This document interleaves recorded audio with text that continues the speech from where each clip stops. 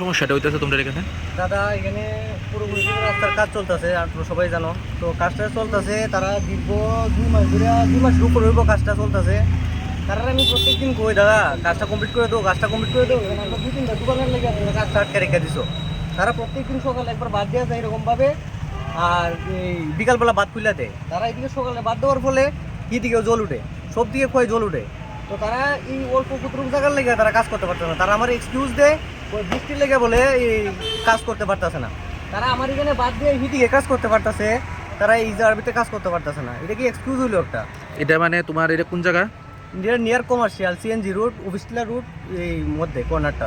এই সমস্যাটা কদিন ধরে হইতেছে? এই সমস্যাটা দীর্ঘ 2 মাসের উপর চলতেছে। তারা জানানো হয়েছে? তারা প্রত্যেকদিন জানা নিতেছে। আমি রাস্তার ভিতরে ফাইলি দাদা দাদা দাদা করে ডাক দিয়েছে, তারা জিজ্ঞাসা করে। এখন দোকানের পরিস্থিতিটা কিরকম আছে? দোকানের পরিস্থিতি খুব খারাপ অবস্থা চলতেছে, দেখতে পারতেছেন। এদিকে আমি মালটাল সব বাইরে রাখতেছি, সকালবেলা টানো লাগতেছে।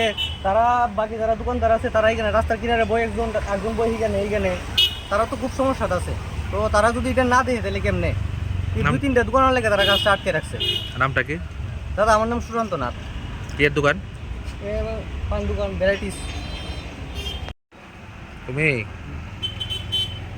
একটা কাজ করো,